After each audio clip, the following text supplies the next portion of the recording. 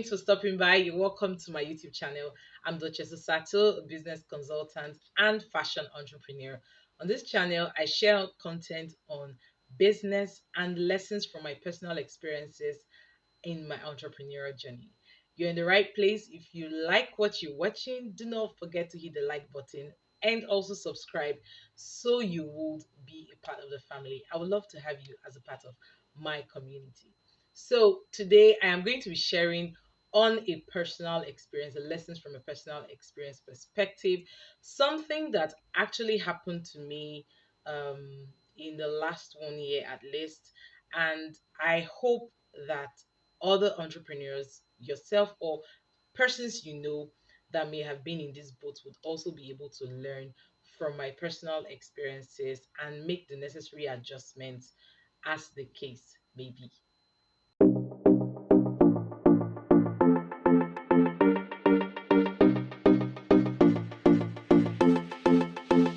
So, December 2020, I got married and I had to move from a city I had known my entire life. I had lived my entire life and I had to move to a new city. I moved from Benin City, Edo State, to Lagos. And coming to Lagos, normal, there's the essential vibe that, I'm a business consultant. It was not easy. It wasn't a walk in the park for me to execute all my responsibilities as a business consultant in Benin City. And Lagosians tend to be more open minded. I'll be fine, no problem. We're coming to Lagos.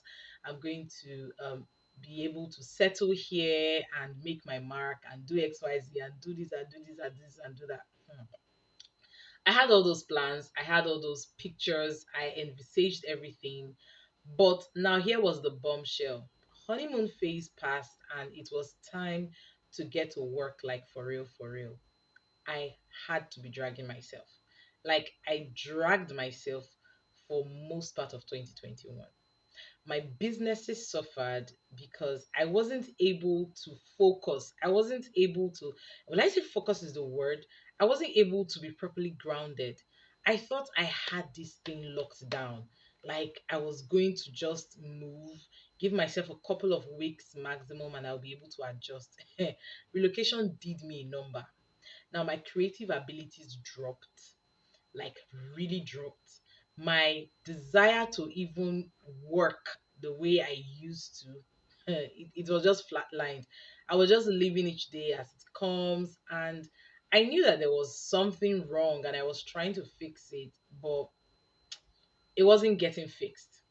Now, to the other part that really made the case not even helpful, I'm on social media platforms. We have WhatsApp, we have Facebook, we have Instagram, there is YouTube. People are doing stuff, and I kept seeing people progressing, people getting better, people moving, and it just felt like I was in one place. I was stuck. That's how I felt. Couple of months in, I decided to test waters that I had abandoned. I decided to do more things. I decided to just try and do everything that used to spur my creativity before. I said, okay, my fashion business had been on a hold for a while. I'm like, okay, fine, let me get to it. Mind you, I came down to Lagos with my sewing machine and I sat on my sewing machine. I made a couple of pieces. That was around this time last year. I was like, oh wow, nice, February. Yes, I'm picking it up. And that thing kind of helped. I was able to identify that there was a way for me to get back on the scene, to get my creative juices flowing. And that meant doing videos or audios or whatever the case may be, and not necessarily writing or racking my head too much for strategies for businesses. So I decided in March to start to be more active on my YouTube channel, and I started the quick one with Touches Osato series. Now, that's a short video series where I share tips for entrepreneurs, business owners that help them in their businesses and personal development. Just quick tips and fine. So I started sharing and it was helpful because I was always looking forward to shoot day. I record videos with my phone. I was always looking forward to shoot day and it was helping my situation, right? But I was still not there yet. I was still not really feeling the feel yet. And I struggled with that During the period of dropping videos on a regular basis, there was a time I tried to be consistent, and later on, the vibe would just flatline, and I would just so not be interested in picking up my phone or recording anything.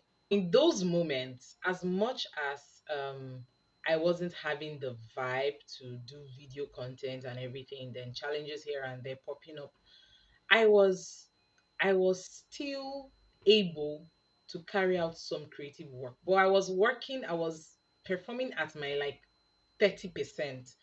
I was helping businesses with my 30% vibe, and not I wasn't 100. I wasn't even 50. Not to talk of 100%. And I was okay just pushing it there, rolling out solutions. I created a service for solopreneurs, the customer profile creation service, and I was just doing profiles, creating profiles of businesses here and there. In the process, I even had to dissolve my team at Netaya Consulting. At some point, I decided I was going to dissolve. I came back and get that, okay, let me not dissolve it. It was like the solution was mental, as it were. But I learned something through it all. And before the end of the year, by the time the year was wrapping up, I was able to identify that I had a relocation lag. Like relocation did me a number, much more than I expected it would. And it's something that I believe some other entrepreneurs may have experienced. You move to a new city, you move to a new location, and you're not able to just continue with the momentum that you had before. My business has always been virtual, like bulk of it has been virtual. I do not have a walk-in office that you need to come into for you to be attended to. It has always been virtual. So moving and not being able to just sit in or settle in was really feeling really weird. But good enough, I was able to get my mojo back to like 70% before the year ended. And as the year was on its close, while I was doing a review, I had to make some very serious decisions. I had to make some concrete decisions without feeling bad, without feeling terrible. And these decisions are what helped me to kick off even this new year with the little momentum I kicked off with. So you may ask, what's now the lesson? It's simple: progress over perfection. There will definitely be people in your industry doing the same thing you do, or people you know that are entrepreneurs too, doing maybe the same thing you're doing or something similar. And it seems things are going well for them, and you're just living by the grace of God. Like you're just managing. Yes, you live by the grace of God, but you're just really on a really low point and nothing is happening for you, and the temptation to compare yourself with them is very high. I am here to encourage you today that you should take your eyes off the lane of perfection. Take your eyes off the speed of perfection, of the desire of perfection, and focus rather on making progress. Be better than the person you were yesterday, last week, last month, last year. Make progress. It might just be as little as making your bed in the morning or setting your alarms for when to post on social media. Just those little things, little drops of water, make a mighty ocean. So embrace progress over perfection. That's my message for you. That's the lesson I have for you from all this gist I've been having. And trust me, the moment you embrace progress over perfection, you would see the growth for what it is. You will be seeing the things that you have to be thankful for, and you'll be more focused. You'll be more put together on getting the work in front of you done. Your creative juices would even flow better, and you'll be able to see better. You'll be able to view things better, and you'll be able to make better decisions as an entrepreneur, solopreneur, or business owner. So that's my lesson for you today, and I hope you implement it this year.